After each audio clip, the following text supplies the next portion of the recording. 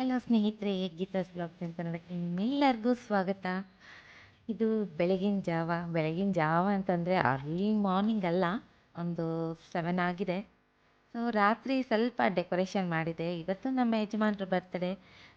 So cake cut ಮಾಡಿದೆ, background ಚೆನ್ನಾಗಿರಲಿ ಅಂತ ಮಾಡಿದೆ. ಸೊ ಹೇಗಿದೆ ಈಗ ಬ್ರೇಕ್ಫಾಸ್ಟ್ ಟೈಮು. ಇವತ್ತು ಬ್ರೇಕ್ಫಾಸ್ಟ್ಗೆ ದೋಸೆ ಮಾಡಿದ್ದೆ. ಹಾಗೆ ಅವರ ಫ್ರೆಂಡ್ ಕೂಡ ಎಲ್ಲೋ ಹೊಸ ಹೋಟೆಲ್ಗೆ ಹೋಗಿದ್ರಂತೆ. ನೀವು ಕೂಡ ಟೇಸ್ಟ್ ಮಾಡಿ ಅಂತ ದೋಸೆ ತಂದುಕೊಟ್ಟಿದ್ರು. ಇವತ್ತು ಕೋಇನ್ಸಿಡೆಂಟ್ಲಿ ಎರಡೂ ಕಡೆಯಿಂದ ದೋಸೆ ತಿಂದು ಸ್ವಲ್ಪ ಹೊತ್ತು ರೆಸ್ಟ್ ಮಾಡೋಣ ಅಂತ ಅಂದ್ಕೊಂಡು ಮಲ್ಕೊಂಡಿದ್ದೀನಿ. ಹಾಗೆ ಇದು ಇನ್ಸ್ಟಾಗ್ರಾಮ್ಗೋಸ್ಕರ ಮಾಡಿದಂಥ ರೀಲು. ಇನ್ನು ನೀವು ಯಾರಾದರೂ ನನ್ನ ಇನ್ಸ್ಟಾಗ್ರಾಮ್ ಪೇಜನ್ನು ನೋಡಿಲ್ಲ, ಅದರಲ್ಲಿ ಫಾಲೋ ಮಾಡ್ತಾ ಇಲ್ಲ ಅಂದರೆ ಖಂಡಿತ ವಿಸಿಟ್ ಮಾಡಿ, ಫಾಲೋ ಮಾಡಿ. ಯಾಕೆ ಎಲ್ಲ ವಿಡಿಯೋ ತಗೋಬೇಕು? ಆಮೇಲೆ ವಾಪಸ್ ಕರ್ಕೊಂಬರ್ತೀನಿ.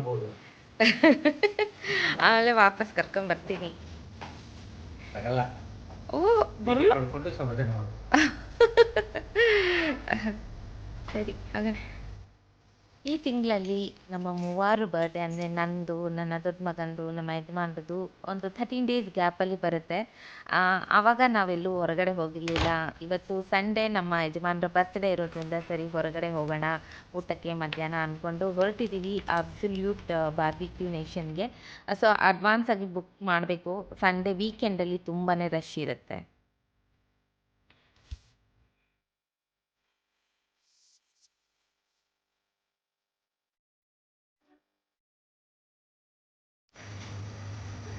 ಇದನ್ನು ಮಾಡಿದ್ದು ಯಾರು?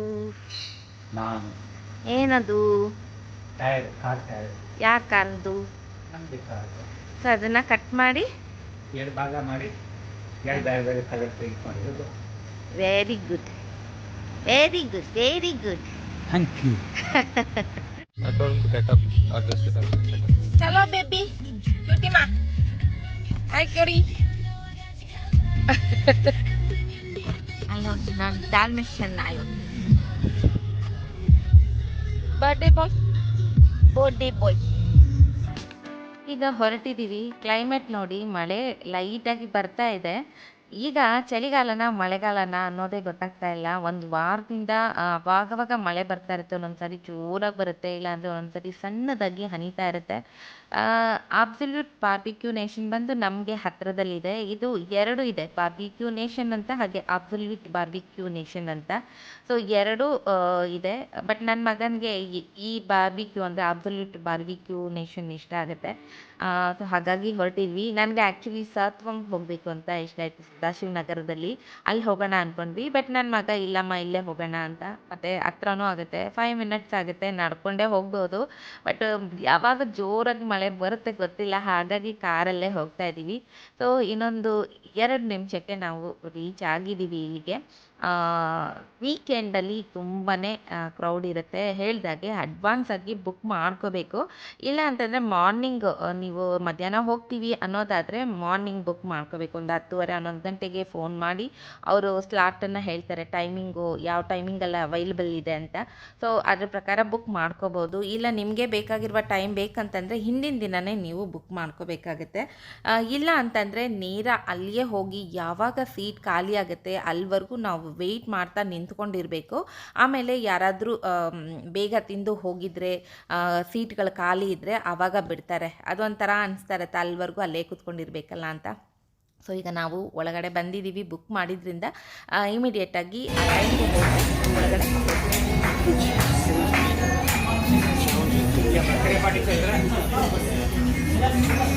ನಿಮ್ಮದು ಬರ್ತಾರೆ, ಅದಕ್ಕೆ ಬಂದಿರೋದು. ಲಾಸ್ಟಲ್ಲಿ ಹೇಳ್ತಾರೆ, ಅವರೇ ಹೇಳ್ತಾರೆ ಇವತ್ತೇನು ಸ್ಪೆಷಲ್ಲು ಅಂತ.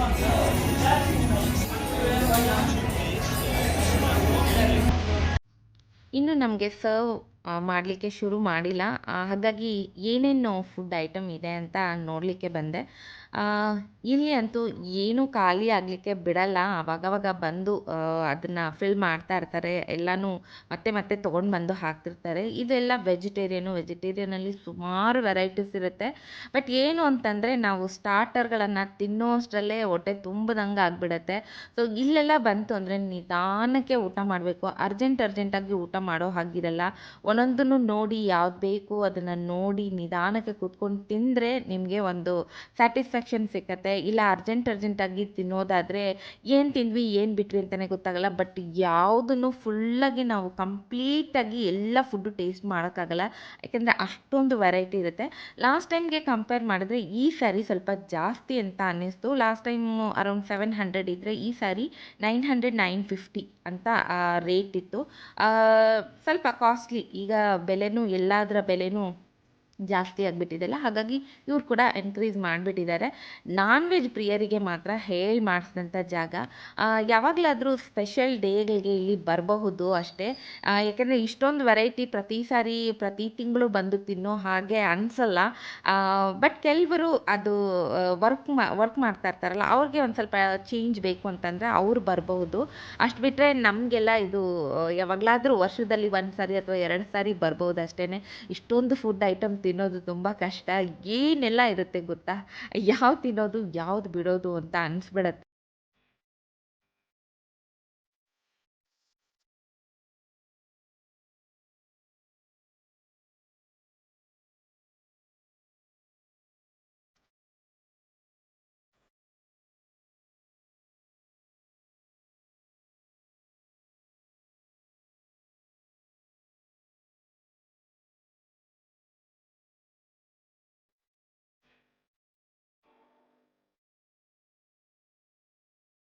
ಸೊ ಈಗ ನಮ್ಮ ಸ್ಟಾರ್ಟರ್ ಬಂದಿದೆ.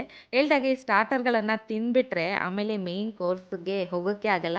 ಚೂರು ಒಂದೊಂದು ಸ್ಪೂನು ಟೇಸ್ಟ್ ಮಾಡ್ಬೋದು. ಅಷ್ಟು ಬಿಟ್ಟರೆ ಎಲ್ಲನೂ ತಿನ್ನೋಕ್ಕಾಗೋದಿಲ್ಲ. ಹೊಟ್ಟೆ ಫುಲ್ ಆಗಿಬಿಡುತ್ತೆ. ನಾವು ಸಾಮಾನ್ಯ ಮಧ್ಯಾಹ್ನ ಟೈಮಲ್ಲಿ ಬರ್ತೀವಿ. ರಾತ್ರಿ ಈ ಥರ ಹೆವಿ ಫುಡ್ಡೆಲ್ಲ ತಿನ್ನೋಕ್ಕಾಗೋದೇ ಇಲ್ಲ, ಹೋಗೋದೂ ಇಲ್ಲ. ಬಟ್ ಏನಾದರೂ ಸ್ಪೆಷಲ್ ಫಂಕ್ಷನ್ಸ್ ಎಲ್ಲ ಇತ್ತು ಅಂದರೆ ಅವಾಯ್ಡ್ ಮಾಡೋಕ್ಕಾಗಲ್ಲ. ಈಗ ಫುಡ್ ತಿನ್ನೋ ಅಂಥ ಟೈಮು.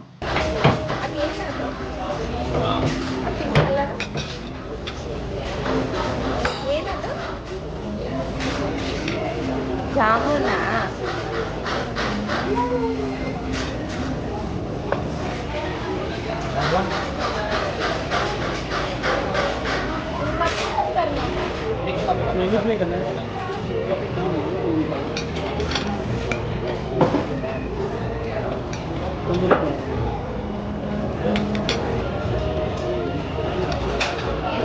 कबाब है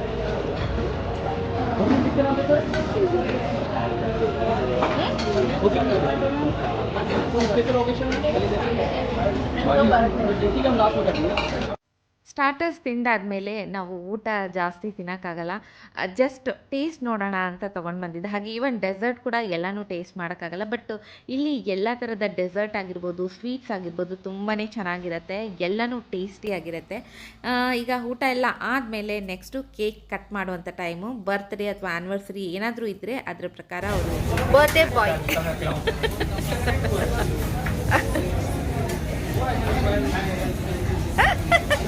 ಟೊಪ್ಪಿ ಹಾಕ್ಕೊಂಡು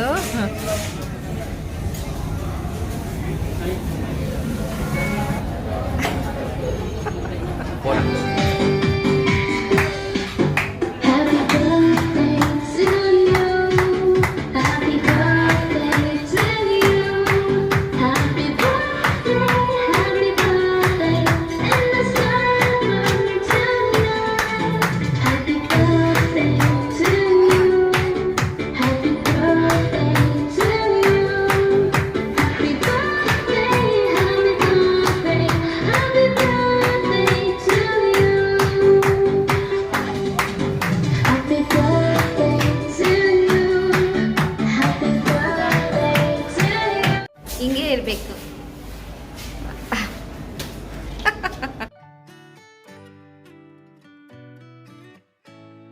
ಸೊ ಅವರು ಕೊಟ್ಟಿದ್ದಂಥ ಟೊಪ್ಪಿ ತೆಗೆದು ನನಗೆ ಹಾಕ್ಬಿಟ್ಟಿದ್ದಾರೆ. ಸೊ ಊಟ ಮುಗಿಸ್ಕೊಂಡು ಈಗ ನಾವು ಕೆಳಗಡೆ ಇಳಿದು ಬಂದ್ವಿ. ಸದ್ಯ ಮಳೆ ಏನೂ ಇಲ್ಲ. ಆ್ಯಕ್ಚುಲಿ ನನ್ನ ಮಗನಿಗೆ 4 ಗಂಟೆಗೆ ಆನ್ಲೈನ್ ಕ್ಲಾಸ್ ಇತ್ತು. ಸೊ ಅದಕ್ಕೆ ಮುಂಚೆ ಮನೆಗೆ ಹೋಗಬೇಕಾಗಿತ್ತು. ಹಾಗೆ ನನಗೆ ಗ್ರಂಥಿಗೆ ಅಂಗಡಿಗೆ ಹೋಗಬೇಕಾಗಿತ್ತು. ನನಗೆ ಸ್ವಲ್ಪ ಈ ಪೂಜಾಗೆ ಕಂಪ್ಯೂಟ್ರು ಸಾಂಬ್ರಾಣಿ ಬೇಕಾಗಿತ್ತು. ಹಾಗೆ ರಂಗೋಲಿ ಬಿಟ್ಟು ಬೇಕಾಗಿತ್ತು. ಕಾರ್ತಿಕ್ ಮಾಸ ಆಗಿರೋದ್ರಿಂದ ಈಗ ರೆಗ್ಯುಲರ್ ಆಗಿ ದೀಪ ಹಚ್ಚೋದು, ಧೂಪ ಹಾಕೋದು, ರಂಗೋಲಿ ಹಾಕೋದು ಅದೆಲ್ಲ ಇರುತ್ತೆ. ಖಾಲಿ ಆಗ್ತಾ ಬಂದಿತ್ತು. ಸೊ ಫುಲ್ ಖಾಲಿ ಆಗೋವರೆಗೆ ಯಾಕೆ ವೆಯ್ಟ್ ಮಾಡೋದು ಅಂದ್ಕೊಂಡು ಅಲ್ಲಿಗೆ ಹೋಗೋಣ ಅಂತ ಅಂದ್ಕೊಳ್ತಾ ಇದ್ದೀನಿ. ಗೊತ್ತಿಲ್ಲ ಇವರಿಬ್ಬರನ್ನ ಮನೆ ಹತ್ರ ಬಿಟ್ಬಿಟ್ಟು ಆಮೇಲೆ ಹೋಗೋದಾ ಇಲ್ಲ ಹೇಗೆ ಗೊತ್ತಿಲ್ಲ. ಯಾಕೆಂದರೆ 3:45 ಆಗಿಬಿಟ್ಟಿತ್ತು. ಸೊ ಅವ್ನು ಹೋಗಿ ಕೈಕಾಲು ತೊಳ್ಕೊಂಡು ಆಮೇಲೆ ಕಂಪ್ಯೂಟ್ರನ್ನ ಆನ್ ಮಾಡಿ ಕ್ಲಾಸ್ಗೆ ಜಾಯಿನ್ ಆಗೋಕ್ಕೆ ಸ್ವಲ್ಪ ಟೈಮ್ ಹಿಡಿಯುತ್ತೆ. ಹಾಗಾಗಿ ನೋಡಬೇಕು ಹೇಗಾಗುತ್ತೆ ಅಂತ. ಕಾರ್ತಿಕ್ ಮಾಸ ಶುರುವಾಗಿರೋದ್ರಿಂದ ಬೆಳಗ್ಗೆ ಸಾಯಂಕಾಲ ಪೂಜೆ ಹಾಗೆ ದೀಪ ಹಚ್ಚೋದು, ದೀಪಾರಾಧನೆ ಮಾಡೋದು ತುಂಬಾ ಒಳ್ಳೆಯದು. ಮತ್ತು ದೇವಸ್ಥಾನಗಳಿಗೆ ಹೋಗಿ ದೀಪ ಹಚ್ಕೊಂಡು ಬರ್ತಾರೆ. ಅದಂತೂ ತುಂಬಾ ವಿಶೇಷವಾಗಿರುತ್ತೆ. ಪ್ರತಿ ಸೋಮವಾರ ಎಷ್ಟು ಜನ ಬಂದು ದೇವಸ್ಥಾನಗಳಲ್ಲಿ ದೀಪಾರಾಧನೆ ಮಾಡ್ತಾರೆ. ಈ ಕಾರ್ತಿಕ್ ಮಾಸದಲ್ಲಿ ಶಿವನಿಗಾಗಿ ದೀಪಾರಾಧನೆ ಮಾಡೋದ್ರಿಂದ ತಮ್ಮ ಎಲ್ಲ ಇಷ್ಟಾರ್ಥಗಳನ್ನು ಭಗವಂತ ನೆರವೇರಿಸ್ತಾನೆ ಅನ್ನೋ ಒಂದು ವಾಡಿಕೆ ಕೂಡ ಇದೆ. ಸೊ ಸಾಯಂಕಾಲ ಆಗಿತ್ತು. ನಾನು ಕೂಡ ದೀಪ ಹಚ್ಚಿದ್ದೀನಿ. ಇದನ್ನು ಚಿತ್ರಕಲಾ ಪರಿಷತ್ತಿಂದ ತೊಗೊಂಡು ಬಂದೆ. ಏನೋ ಮ್ಯಾಜಿಕ್ ದೀಪ ಅಂತೆ. ಅಂದರೆ ಎಣ್ಣೆನ ಕೆಳಗಡೆಯಿಂದ ಹಾಕಬೇಕು. ಕೆಳಗಡೆ ಒಂದು ಹೋಲ್ ಇರುತ್ತೆ. ಅಲ್ಲಿಂದ ಎಣ್ಣೆ ಹಾಕಿ ಹಚ್ಚುವಂಥ ಒಂದು ದೀಪ. ಸೊ ಸ್ವಲ್ಪ ಡಿಫ್ರೆಂಟಾಗಿತ್ತು. ಹಾಗಾಗಿ ತೊಗೊಂಡು ಬಂದೆ. ಪೂಜೆ ಎಲ್ಲ ಆಯಿತು. ಹಾಗೆ ನಮ್ಮ ಯಜಮಾನರ ಬರ್ತ್ಡೇ ಸೆಲೆಬ್ರೇಷನ್ ಕೂಡ ಆಯಿತು. ಇವತ್ತಿನ ಈ ವ್ಲಾಗ್ ಹೇಗಿತ್ತು ಖಂಡಿತ ನನಗೆ ತಿಳಿಸಿ. ನಾನು ಮತ್ತೆ ಇದೇ ರೀತಿ ಇನ್ನೊಂದು ವ್ಲಾಗ್ ನಿಮ್ಮನ್ನ ಭೇಟಿಯಾಗ್ತೀನಿ. ಅಲ್ಲಿವರೆಗೂ ಎಲ್ರಿಗೂ ನಮಸ್ಕಾರ.